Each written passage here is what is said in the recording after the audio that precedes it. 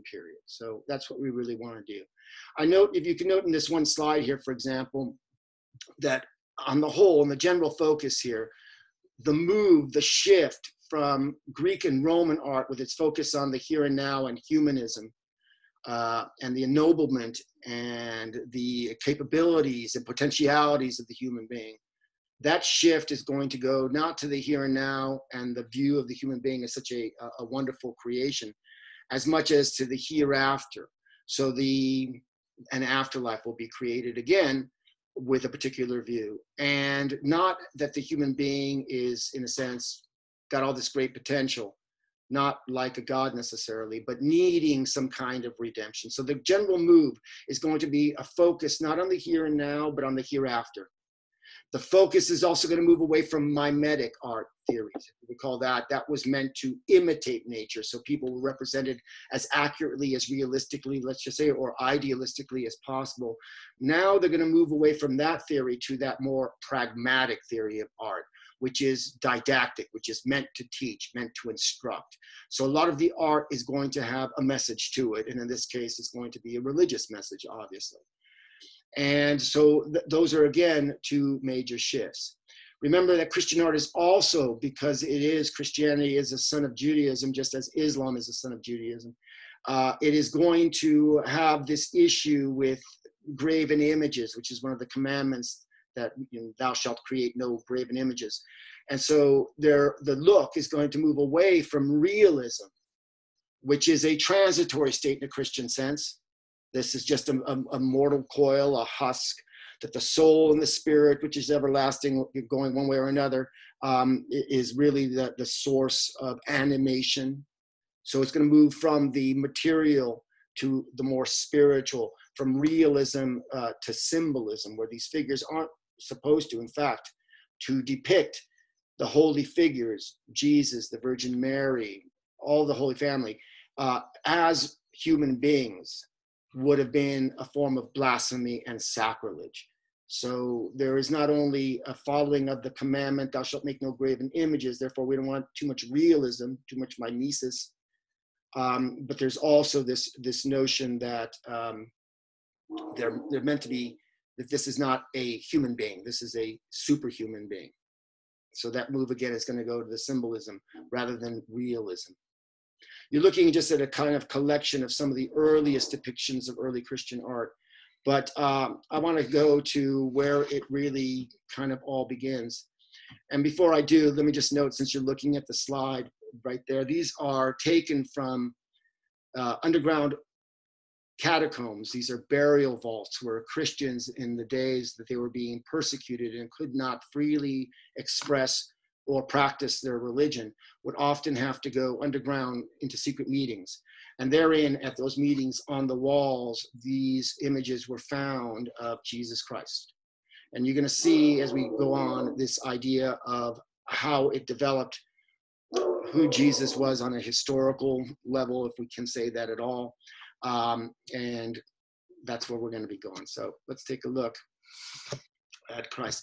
Now, I've understood that from some of your entries and your discussions, and I often ask for how do you apply to your own lives, and so your views do come out.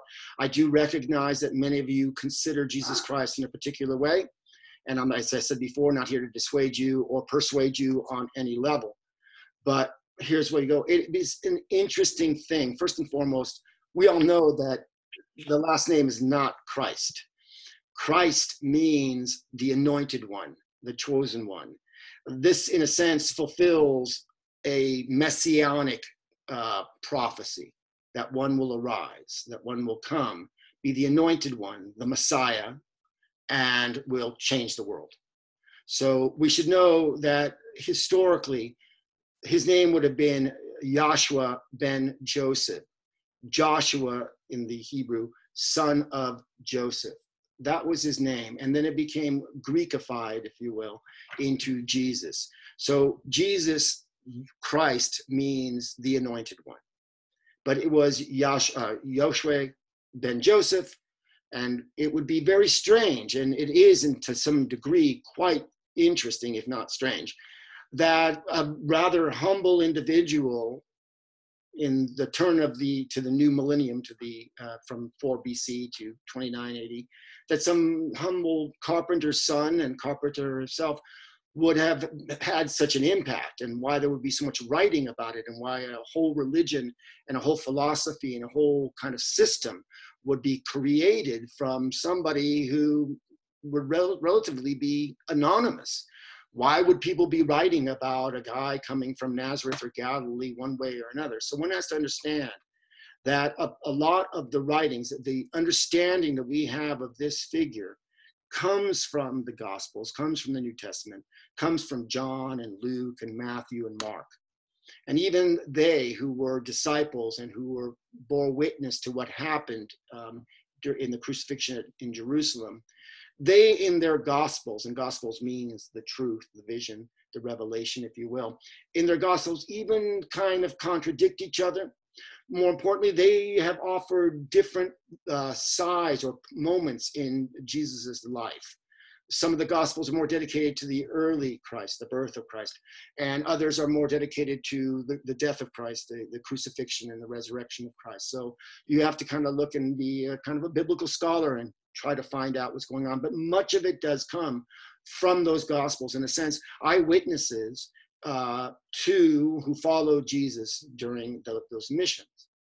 And when I start to understand that these, while they're supposed to be the divine revelation of God, I am not debating that one way or another, but they were written down by individuals, human individuals, who had their own, if you will, agenda, not a good or a bad one, but their own agenda, their own vision, their own purpose in moving forward and delivering the Gospels and the message in their own, in a sense, unique way. So if it isn't a contradiction between the Gospels as much as a focus and a lens based on the individuals writing them, those Gospels at the time. So what is it? I mean, where did this all begin? Why would, the Gospels have been written? Kind of sending out the message that this is the Son of God, that this is the Messianic prophecy come to actuality. Well, it comes from the Gospels in part, but it also comes from other individuals. Individuals will become what we know as the church fathers. And so the first would be somebody like St. Paul. He was a tax collector named Saul, was struck by a moment, was converted from Saul, became Paul, and went out on a mission to persuade the various cities in the region and major cities, Antioch and Athens and Jerusalem, that indeed Jesus was the fulfillment of the prophecy, the messianic prophecy. But he also wanted to shift and create and take, in a sense, great responsibility for the establishment of Christianity itself, for the following of Jesus at this time, by differentiating it as much as it can from all the other sects in the region, and especially from Judaism, to separate it from Judaism, to say that this is, in a sense, the new path, the new way, the new Messiah, the new worshiping, the new Godhead, in a sense. So there was that kind of thing going on with St. Paul. As you go further on and you get people like Jerome and Ambrose and St. Augustine, all the way to Thomas Aquinas, once again, we are moving further and further from the message that was delivered from the Gospels to some degree, into, again, a codification, a code system, a dogma, the way, the rules of where all this, what Christianity is and what it means to be a Christian. So it was not just that he was an anonymous, humble carpenter's son, but followers then created and advanced a vision of this individual as being a God. This is not a new idea. Individuals who have been gods who are also mortal, as you know, comes from earlier forms. And remember that Christianity rose at a time that was an occupied territory by Rome. And many Roman customs, Roman rituals, Roman views, Roman philosophy, Roman religion influenced the creation of Christianity. We had mentioned in part how the basilicas of Rome were then converted into Christian churches, but so too was the philosophy. So the notion of a human God is not something new. This is often in many, many mythologies. In fact, when you looked at, for example, pre-Christian, the Old Testament, the God of Abraham is very different. The God of Adam and Eve is very different from the God of Abraham. And the God of Abraham is very different from the God of Moses. And therefore, we're getting a kind of cross-fertilization from even earlier cultures of the notion of a Godhead. And the forms don't just all of a sudden something new. But there are adaptations and cross-fertilizations that create this mythic idea of a God. And so what we have is, we have at one point this notion of Abraham and Yahweh and a chosen people and a way. And Judaism, and he's considered the father of Judaism, begins that way. And it is not that there is the worship of a human being, a great king, as much as the obedience to a set of rules and laws.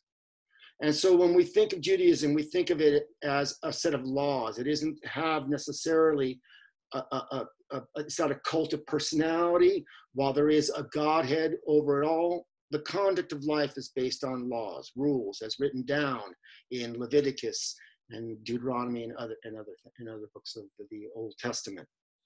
But from Abraham comes Isaac, and from Isaac comes Jacob and Esau. And from these two, Jacob continues the line of Judaism, while Esau, who does not gain the birthright, is what starts off Islam. And so when we think of Christianity, and Jesus was from the line of Abraham and Jacob, and the lineage of Jesus is linked in the Bible, traced down to King David of Israel. So Jesus was Jewish, considered an ancestor, a descendant, an heir, if you will, of an Israeli king. And when we start to see the development of King of Kings, when we start to say King of the Jews, when we start to say all these kinds of things as it goes forward, this is in part that connection. So followers of Esau then led eventually to Muhammad and the establishment of Islam, and Christianity coming through the Jacob and the Jewish faith. So when I say Islam and Christianity are sons of Judaism, that's what I really mean. And they have taken off and flourished. And of course, made extreme differentiations from its root religion for the purpose, and sometimes political and sometimes faith-based, of creating their own, not taking in what others have done, but making this now the one true way, the one true religion, the one true God. So that's what happens. But I want to start to show you the development of Jesus as Christ, moving from those Greek and Roman foundations into the notion that we have of Christ today. And I can show it to you through the arts more than anything else. As I have suggested before, the idea of a mortal as a god is nothing new. It has been happening since the earliest mythologies of earlier cultures. Nor is the idea of a god coming down to impregnate a mortal female. We have seen this in the mythology of the Greeks, and again, as you will study in Ovid, for example, in the mythology of the Romans. So the notion of the Spirit of God coming down, the notion of an immaculate conception, the notion of the Virgin Mother comes from earlier traditions, and it's nothing necessarily new. And it's also something that, of course, people in the region could begin to accept, because it was a part of a mythology, in a sense, and a culture that they were living in. So when you think of something like the whole story of Jesus, including, let's just say, the resurrection, here is a God, again, a resurrected God, one who goes through death, comes back to life. And again, this is not something new. It doesn't come out of thin air. It is drawn through the mythology of earlier civilizations and cultures, as I keep mentioning. And so, for example, in some of the catacombs in Italy and in Rome, you will see as the Christians gathered in secret to worship, their depictions of Jesus, as you see him here, was linked to Greek and Roman kind of mythology of the resurrected God. So here we see Jesus not as maybe you are accustomed to seeing him in contemporary images or even Renaissance and other images, but here he is as Orpheus. Orpheus, the musician. Orpheus, which is that first vibration, that first string that makes all movement, that makes all collision, that makes all being, that first Big Bang. Orpheus also went into the underworld and wanted to reach, if you remember the myth, had lost his wife, Eurydice, to death, was the best musician around. So he pleaded with the gods to be able to retrieve his wife. And they said, yes, you can go into the underworld and then turn around as you're going to walk out and start playing your lyre. That's his instrument that he's got there. And Eurydice will follow you out as she hears the music, but don't turn back, because if you do, she'll fade back in and she'll be gone forever. And this idea of don't turn back, we can see not only in Judeo-Christian mythology, but in others, as I just mentioned in the Greek mythology. For example, Lot's wife turning back to look at the destruction of Sodom and Gomorrah, turned to a pillar of salt. This idea of turning back to look is a real bad thing, apparently.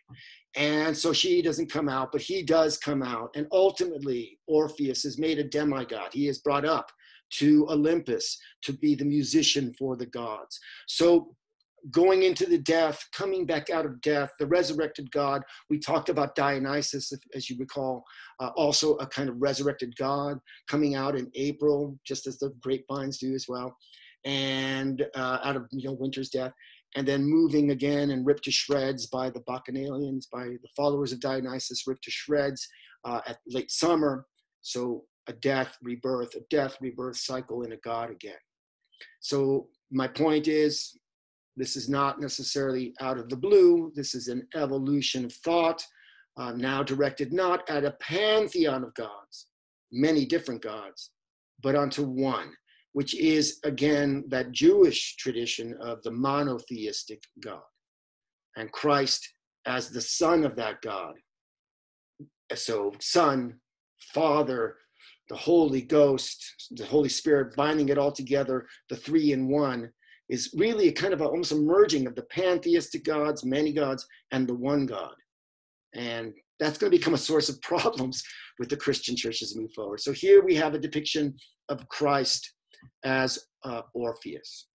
And also, as we move forward in his story to the crucifixion, remember that the notion of Christ is that you must believe in him. To believe in him, you will be redeemed from original sin, from the sin of Cain. And so this was a sacrifice that was made by God, a kind of a bargain, a covenant made by God, that God will give up the thing it loves the most, its own blood, its own son.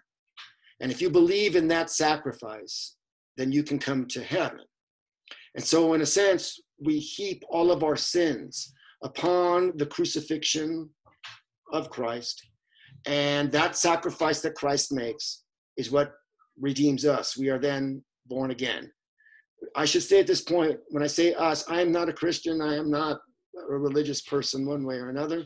I'm very spiritual, but my point would be that that's the notion. And I know it's very simplistic, so I apologize to anyone else of this. And it is not necessarily something new. That Christ is, in a sense, the last human sacrifice upon which we symbolically heap our sins, which is an earlier form, I've discussed this before, in a Greek sense, where an animal would be brought in and this community would heap its sin symbolically upon the animal's back. The community would drive the animal away with goads and sticks and out of the community, taking with it symbolically the sins of the community so that it is newly cleansed. This idea is old, and it is evolved into a sacrifice not of a scapegoat, a goat that escapes with your sins, but instead this figure. And so, again, not necessarily something new, but definitely takes a different slant and becomes, if you will, something that influences the world. Here we see again the evolution of Jesus from the Orpheus character, from the resurrected God. Remember, these were done well after Jesus was dead. St. Paul never met Jesus, never knew him. In fact, St. Paul and Peter, who did know him, one of the disciples, argued in Rome about which is the best way. What did Jesus really mean? As you possibly know, Peter, and the name Peter is from the word rock, piedra, Peter, because Jesus had said to Peter, upon this rock will I establish my church, and gave Peter the keys to the kingdom. And so Peter becomes, in a sense, the first pope. And Peter is where St. Peter's Dome is, St. Peter's Cathedral, the Vatican is, because legend has it that Peter was buried there after he was crucified in Rome. Legend also has it that Peter refused to be asked not to be crucified the way Jesus was crucified, and that he was crucified upside down. I don't tend to believe something like that, because I don't think somebody who's going to be crucified can make that kind of a choice or decision. However, that's how it goes. And that the bones of Peter are buried beneath the Vatican. Recent archaeology has discovered bones, and many are now concluding that indeed the bones of St. Peter are underneath that giant Vatican in Rome. So there you go. But here we move from the Orpheus, the Greek influence, into Christ as teacher. So remember, these were paintings that were done after Jesus, after Paul, but the beginnings of this belief system. And you'll note, as you did in the last one, again, no beard, very human looking, and here as teacher, not as Orpheus with his lyre, but as teacher. The word rabbi means my teacher. Rebbe means, in Hebrew, means teacher. And Jesus was referred to as a rabbi, as someone who teaches. In fact, when he came into Jerusalem, he upset many of the rabbis, the elders, the Sanhedrin, by arguing with them, debating their interpretations. And that didn't sit very well with the Sanhedrin, without a doubt. But here we see him again, still in human form, still, in human conduct to some degree.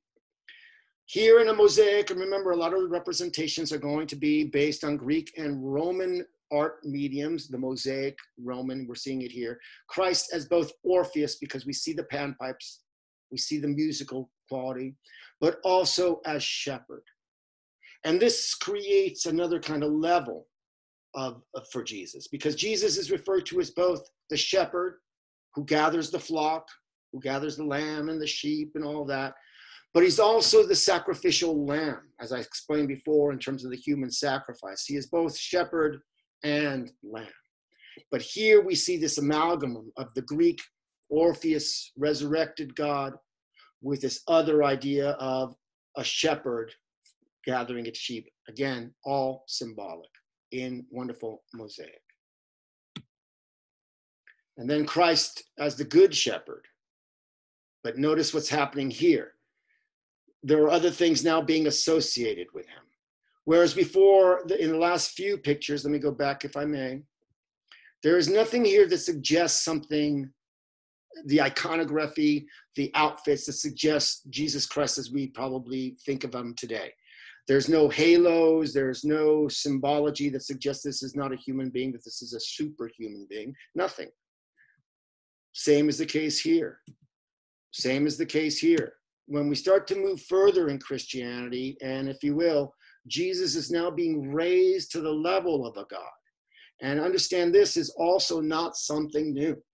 We have seen other individuals who have been raised to levels of gods. I don't mean the Kardashians, but for example, some of the Caesars, Augustus and others, had been raised to levels of gods. We've talked about in pharaohs in Egyptian culture, how the pharaoh was also part God. So this is not something new. And what starts to show here is not that he is just the good shepherd in the sense that he is separating the sheep and the goats and all that, but that we have this heavy halo, almost like a plate that's stuck on the back of him. And the beginnings of the iconography of Christianity in the sense of the cross that he is holding. So the staff has now become the cross, the symbol upon which, if you believe, this action that took place will lead you into heaven. And remember, in Christianity, we go back to a notion of not what the Greeks did, but into a focus on the afterlife. So you are to barter in Christianity the transitory pleasures of this world for the greater glory of the next.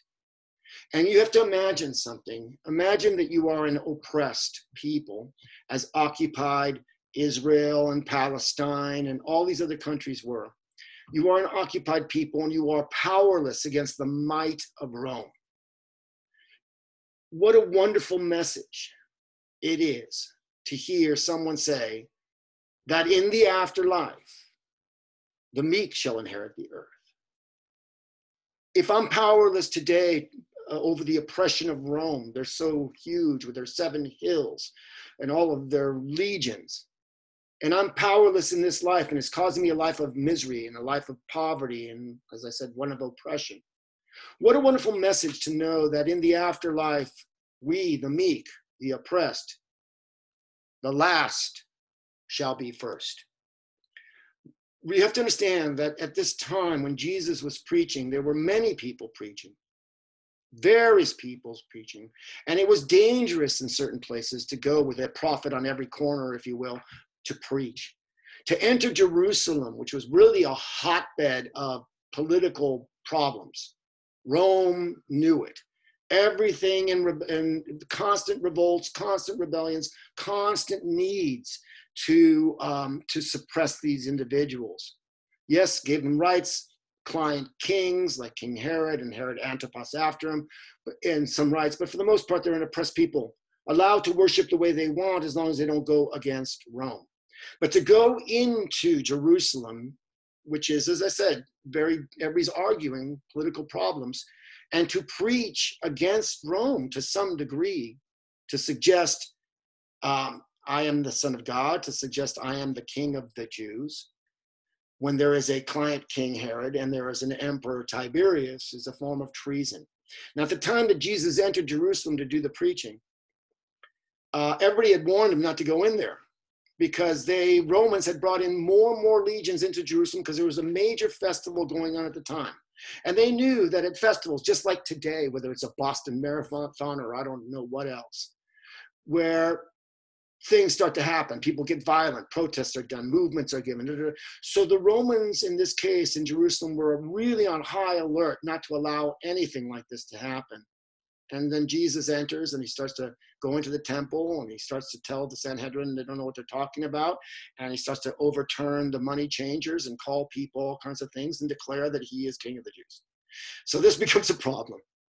The only reason we have a recorded beyond the Gospels and St. Paul and the others of Jesus is that the Romans kept, some records of their executions and the crucifixion, in part they can see what was going on at the time, the release of Barabbas instead of Jesus for crucifixion. So I just wanted to give you a little bit of that as we're moving forward into now Jesus is being, if you will, turned into a Godhead. And let me just go back to the story. We have a crucifixion as we have it on a Friday night, and then a burial and a sealing of the burial site of Jesus. So he's there on Saturday. And Roman guards are placed in front of the tomb. As you know, probably, that in the next Sunday, the rock was moved away. The Roman soldiers and guards had fallen asleep, and that Jesus was no longer in the tomb. And so the mythology becomes that he was resurrected because he was seen in the garden by the Magdalene and a couple of the disciples, and that he had been, in a sense, resurrected. So the question has to become, what? Here's a carpenter who was killed by Romans for treason. Why did they have to put him into a tomb with a big rock in front of it? What are they worried about? And have guards there as well. Well, again, this messianic idea was floating around everywhere. Earlier in history, the inhabitants, the Hebrews of Israel and Judea, were taken captive by Babylonia for 70 years. At some point, Cyrus the Great came along and liberated them, allowing them to return to their homeland. Cyrus was viewed by many as the Messiah, come to liberate the Jews as it had been promised. Well, timeline continues, and this messianic promise is still out there. And I think there was some concern that because of Jesus's popular message, the way Jesus must have conducted himself, that there was a vision that indeed this was the Messiah. And the Romans at the time and others did not want this to be the case. They didn't want this crucifixion to become a martyrdom. And so to make sure that the body remained and was not secretly stolen, so that this could then lead to this notion of resurrection, they were guarded. And yet, okay, so the body's gone. It could be that somebody stole it. Could be, as you understand, in your own personal way. No, this is the resurrection and how it played out. But there may have been, and it seemed there was, a concerted effort to transform this individual into the God, into the messianic promise fulfilled. And the spreading of the gospel and the spreading of the message by others as we went forward turned into what we now know as the Christian church, Catholic Church, the Western Church, the Eastern Church, all of these things. So here I'm showing you just the beginnings of this movement away from the secular, the human, and then into, if you will, the superhuman. And then eventually, again, based on Roman ideas of a hierarchy, Christ as king in fine robes, beautifully ornate. Again, we see the halos around him, the beginnings of to show this beard. And this is a silly thing, but it's going to become a very important thing in terms of the big schism, the great separation between the Western Church and the Eastern Church, between Greek Russian Orthodox Christianity and Roman Catholic Christianity. But here Christ is in glory. Here Christ is on a throne in golden robes. Sitting by his side is the Virgin Mary, Queen of Heaven. A cult of the Virgin will begin, something that leads to our notions of chivalry. And today chivalry is out, I get it. But the cult of the Virgin, the Belle de Saint Merci, Notre Dame, Our Mother, all of that is going to be starting to get into a code system, a system of worship and belief as we move forward here. So here we move from the simple musician, shepherd, teacher, to Son of God, King of Heaven, reflected in the arts. Any questions at this point? I hope I've not offended anyone. It's not a matter of, these are not matters of faith. Faith is a personal thing, and you do it your own way. No, I don't have any questions. It's okay for me, your explanation. Yeah, I don't know if you've ever thought about your own, I'm not sure what your belief systems are, but if you, let's say, are a Christian, I don't know if you've ever, or Muslim, or Jewish, or Buddhist, or Shinto, or Jain, whatever you may be, if you ever looked at, where are the origins of my belief system? Why does it, as we have done with Greek mythology, today, we look at Greek mythology as almost like a series of fairy tales. Oh, they're gods that come down and do this and transform.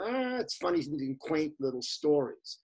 And today, some people are looking at the major religion and their stories in that kind of same way. But we've come to understand that it isn't fairy tales one way or another, that they have significance as they both reflect how we view the world, how we are affected by the things around us, what our visions are, and they have meaning in that sense. So it's kind of, I always find it rather narrow-minded when people start to pick apart each other's belief systems as being either absurd or ridiculous. Now, sometimes they can be dangerous, especially if you start to disagree with other individuals. So one should understand that the Christian church and many of the fathers of the church that have moved it forward have moved very far away from the original message, if you will, of Jesus. And that has caused a lot of problems in the world.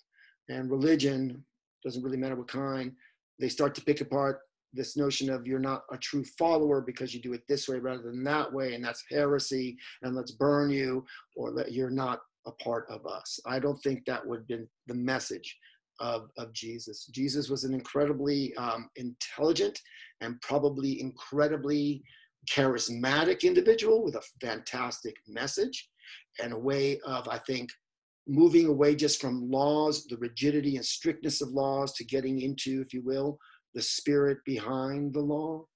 And one of the, remember, I'm not religious one way or another, but I do study religions and the great thinkers, and Jesus is certainly one of them. He wouldn't have had this impact if he weren't. And he was doing a Passover supper with his disciples.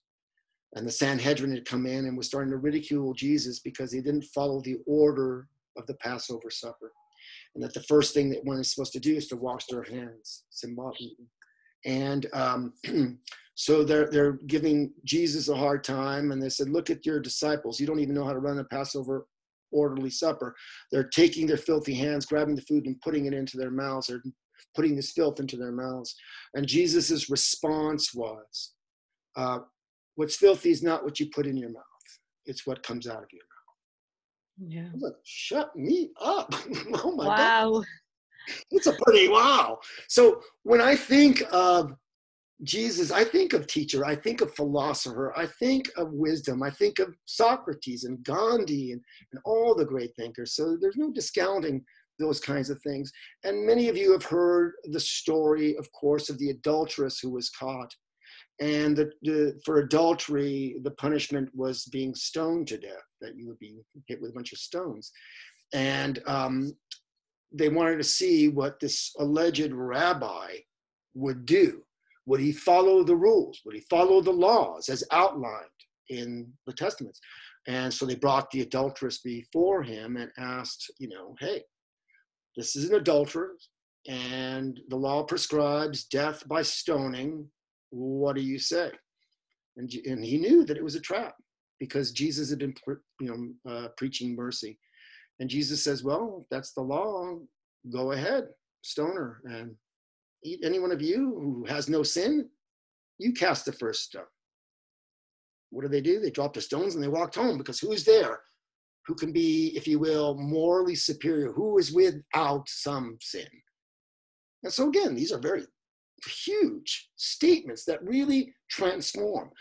Also, the promise of an afterlife of glory in a heaven is for an oppressed people, is a very popular idea.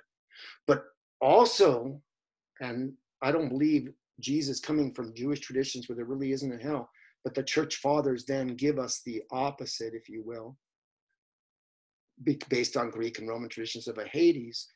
The contrary is also a hell, a place of punishment, a place you go to if you do not believe in the sacrifice. And rather than the everlasting glory and reward of heaven, you get instead, more and more of what you probably have in life, which is torment and hell. So you've got both the carrot, the thing that the positive reinforcement, oh, I get to go to heaven. You also have the stick, oh, if I don't believe, if I don't follow this, if I continue to sin, I get punished forever. So there's that wonderful kind of push-pull there for you to become a believer. Mm-hmm. Okay, so what I'm going to do right now is move into this.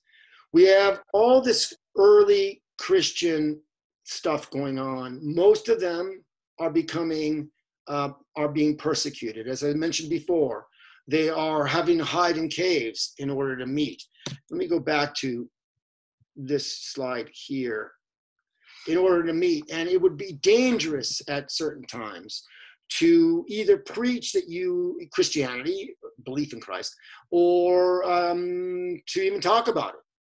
And so a lot of symbology, and this is again, when Jews were being persecuted, they also had to have secret kind of codes in order to feel secure to talk with someone else. They had to know that you were of the faith. And a Jewish mythology deals with this idea of the secret word, of something that was not capable of being pronounced by other outsiders. It was called a shibboleth, and that they would go in a shibboleth, the person would say shibboleth, okay, we're free to speak.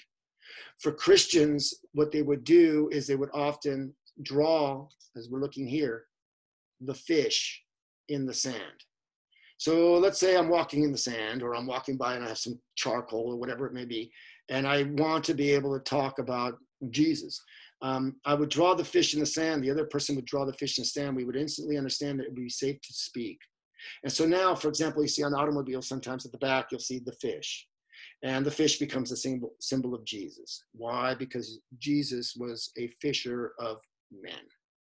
Remember, he comes up, I don't know if you remember if you studied this stuff, but he comes up to Peter, who's a fisherman, and he says, come with me and I'll teach you to be not just a fisherman, but a fisher of men, a collector of people, philosophically speaking. So we're seeing all the other being persecuted. We can see here, perhaps you can see here on the bottom, an image almost of a first baptism, because it was declared that John the Baptist had actually baptized Jesus. But to move forward to this, they're being persecuted and killed because their belief system suggests that there's a higher ruling authority, somebody higher than the emperor, and that becomes a problem. So in all regions, Christians are starting to be persecuted. I know you probably heard stories of Christians being thrown to the lions and this and that. There was some of that going on. To tell you the truth, some emperors were more into that than other emperors. Some emperors were much more tolerant of Christianity, and other, non, if you will, Roman, Greek religious views, and others were very harsh against them, depending on how much trouble they were causing in the regions. But as Christianity is starting to evolve, right? Remember, we got Jesus from 4 BC to 29 AD. We have St. Paul going around convincing people Jesus is the resurrected God. Jesus is the Messiah. Belief in him, greater glory, in 70 BC. AD. And then we're moving forward. By the time, and the empires, and remember, Jesus begins with Tiberius and all the other ones that we have discussed concurrently. By the time we get to this emperor, and note that the emperor's birth date is 272. So he is born, let's just say 250 years after Jesus. But at the time in Rome, there's a lot of turmoil. Rome itself is not an easily defended city. And so Constantine decided he's going to move Rome as the center of the empire and move it to a city that's a little bit more, if you will, defensible.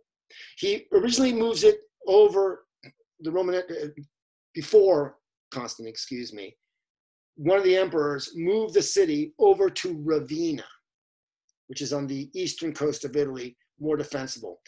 Constantine eventually moved it to the city of Bezos, cross into Turkey, if you will, and that's why it's called Byzantine. Then moved it again to a city he called, after himself, Constantinople. Emperor Constantine, Constantinople. Today, Constantinople is Istanbul. Has anybody ever been to Istanbul? That became, one should go. It's a little dangerous everywhere right now, so stay at home. That became the center of the Roman Empire. Not only did Constantine change it and the center of the Roman Empire, he's going to shift its belief systems. Remember, the Christians were being persecuted. And not only that, but remember that these were all different, there was no laws, there was no dogma, it hadn't been written down. This is what it means to be a Christian. So this is being established, and there's a lot of infighting going on, and a lot of factions and a lot of sects of the religion. In order to kind of bring the people together and allow for one system, this is what it means to be a Christian, to occur, Constantine decided to allow Christianity in Rome, in the empire. He himself will convert late in life to Christianity. And legend has it that he went into a battle, and before the battle, he saw in the heavens the image of the cross and recognized that, oh my God, Jesus is on our side. Jesus is the Savior. Belief in him. Battle was won. He was victorious. He converted to Christianity. What you're looking at here is a sculpture of Constantine. Certainly not in the Christian style, right? where they're not made to look realistic. They're kind of sketched out. Here, from Roman views and focus, is a realistic kind of look at him. And this thing was fantastically colossal. You can see from the individual that's standing in front of him that this was just the head of a colossal statue that had toppled over. If you saw the size of the foot, it's just amazing. So this was an incredibly powerful emperor, and the one that shifted the focus of Rome from the pagan systems to allowing for Christianity, conversion on his own part, and ultimately the beginnings of what will become the Christian church. Let me just step out of the stop share for just a second here. How's everybody doing? Yeah, okay. Good. Okay. Well, I know that's a lot of information. Good. So far. I get that. But what we're going to go into, again, what I was trying to reflect is the development of the Godhead of this religion that has affected everybody since its dawn, and its evolution, and how the arts will start to reflect that. So what I'm going to go now into is, we've just seen some early Christian art, the stuff in the catacombs that I was showing you, and the development of the figure of Jesus as that art progresses. I'm going to start to move into the Byzantine period. These other kind of quasi-emperors from Rome, like Justinian and Theodora, that's going to lead into the medieval period. But I want to really reflect less on the history here and more on the artwork itself. So I just wanted to come back to a major screen, and then we will go back. We've only got about 20 more minutes, guys, so hang on there. Hang on. So let's take a look. All right, so the Byzantine, after the name of Bezos, where the capital was at one point before it became Constantinople and then Istanbul. Byzantine Empire, we're looking at, look how long this thing has lasted. 1453, I think it says there. Wow, that's over 1,000 years of the Byzantine Empire. Remember, we're looking at about this date when we start the Renaissance. That Renaissance is going to, in a sense, stop the dominance of the Christian era and go back, rediscover, rebirth of what we've been studying, the Greek and the Romans. So when you go Renaissance forward, it's almost like we rediscover what those guys were doing, the humanism, the here and now, advancements of science and all those kinds of things. It's interesting to note that when Christianity started to dominate, especially for the West, the Western Roman Catholic Church, they ceased an exploration of trying to understand, if you will, the cosmos. I don't think it's correct to call this the Dark Ages, because there was a lot of learning going on. It's just that the focus of the learning had moved away from the here and now and medicine and scientific advancements and architecture to the hereafter. Everything focused not on the humane, but on the divine. And so studies and writings and literature and music and architecture and painting is all going to be focused on that. We're looking at here at the Emperor Justinian, one of the first emperors of the Byzantine Empire. And again, the Roman mosaic quality. You're also noticing that trying to link himself, if you will, with the Godhead of Jesus, he too is rendered with a halo, wearing a crown. The mosaic technique, again, adapted from the Romans and the Etruscans. Well, I might not be able to get out of this thing. Sorry. So let's just take a look at a timeline here. Constantine, who we just discussed, he declares Christianity official, the Roman Empire, and this is known as the Edict of Milan. They're allowed to practice their religion, stop persecuting them.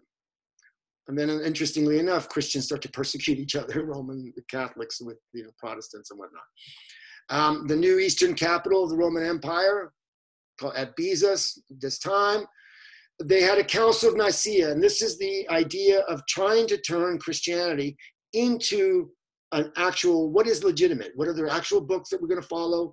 What are the actual laws we're going to follow? What are our belief systems? We need to codify them, make them into a code system, unify them, make them coherent so that everyone will follow this. But there's a big problem. And the Council of Nicaea is trying to resolve it. And the big problem is this: is Jesus the Son of God, or is he one with God? Because when they put down the official dogma, they're going to add something to it. Because they have to, in a sense, resolve that conflict. If, for example, he is part of God, then he is incapable of dying. If he is part of God, he is incapable of suffering. If he's the Son of God, he could not be put on a cross and feeling that passion, that suffering. But if he is not if he is not one with the God, then he is human. So which is it? And this great division, this great schism actually still continues, but it's what, in a sense, is the foundation of both of the churches, the Western Church and the Eastern Church. The Eastern Church looks at Jesus, for the most part, and I know I'm simplifying and generalizing, for the most part, as Son of God, but human. The Western Church looks at it as, no, he is one with God, Father, Son, Holy Ghost, three in one, the Trinity. So he is a God. And this has become a major problem that the Council of Nicaea tried to resolve. So they added what's called the Philoke clause into this standard dogma, which suggested that he is part of the God, not just the Son. That has been continually revised and revised and revised, and it becomes a little bit tedious, to tell you the truth. We still have remnants of these kinds of things. For example, Sunnis and Shiites, how you pray, Protestants and Christians, sects with Orthodox Jews, Reformed Jews, sects with all religions of all that. Ravenna becomes a new capital, Ostrogoths and so what. And here is a mosaic showing this Council of Nicaea resolution that became no resolution. Here we have the Virgin Mary. We know she's the Virgin Mary because she's got this big halo there. This is not an attempt to portray a human being accurately. In fact, all of the anatomical details are gone. Things are flattened out. No, we don't want to sense a human body under this figure. She is superhuman. She is not a human being. We can identify her as symbolic of Mary. Here, Jesus, so it's Madonna and child enthroned, that idea of kingdom. The child here is not meant to look like a real child. We've seen earlier artworks. They could have represented Jesus to look like a baby. No, instead they represent him looking like he's a 50-year-old man who knows everything that's ever been done. And it's kind of scary sometimes to look at these icons. But on both sides of the Virgin, in a sense, giving the blessing to both churches, are the Western and the Eastern Church. This notion of trying to resolve it. This great schism is going to separate, is going to occur again and again and again. Ultimately, the one religion, after being separated into the Western and the Eastern Church, Roman Catholic, Greek, Roman, Russian, whatever you want to say, Orthodox churches, within those, there are going to be also new divisions. For the Catholics, to the Protestants, to the Baptists, to the Lutherans, to the Methodists, to the Episcopalians, name it, on and on and on. But it's a wonderful mosaic, and this is a bad image, so I got you a little detail here so you can see the little tessera, the little stones, the incredible detail. Notice that they're holding the churches and the fathers of those churches like an emperor, like a king. The Christian church took on, if you will, many of those Roman systems. I won't say belief systems because they adapted them to Jesus, but systems of structure of the church. The church itself, if it's not the Pope, it's the emperor. Major cardinals, other figures, Romans, senators, centurions, and whatnot. The Council of Nicaea here, we see it again here.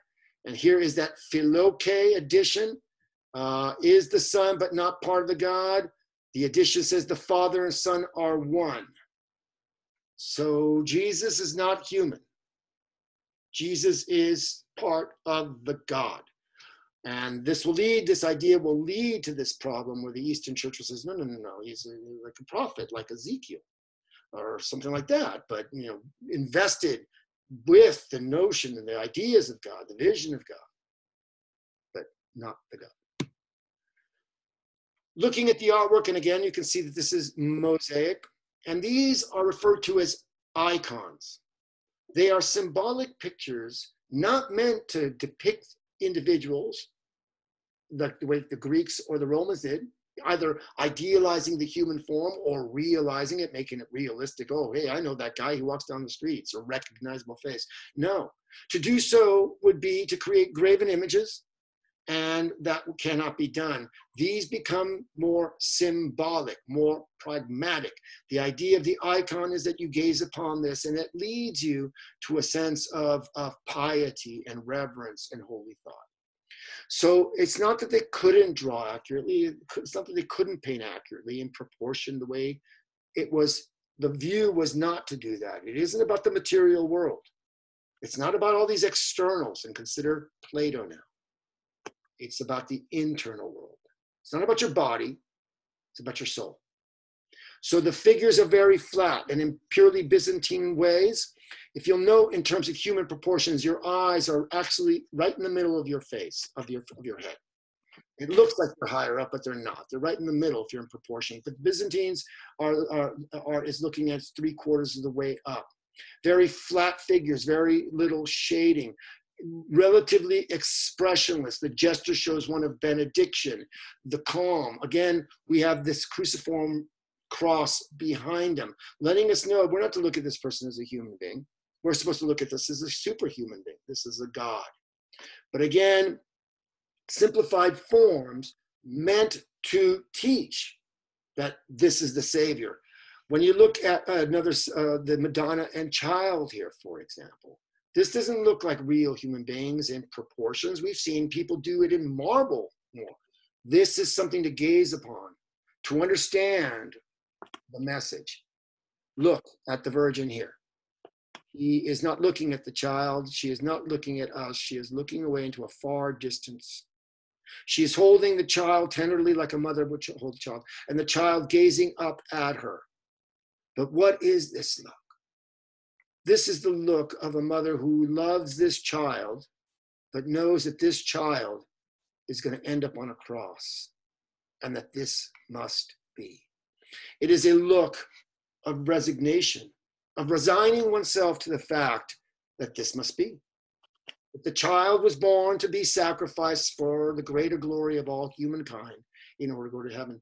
And so it's not sad, not happy, not somebody realistic. The proportions are way off. There's no sense of a human form or a human body. The child is not rendered as just like a little miniature doll kind of thing.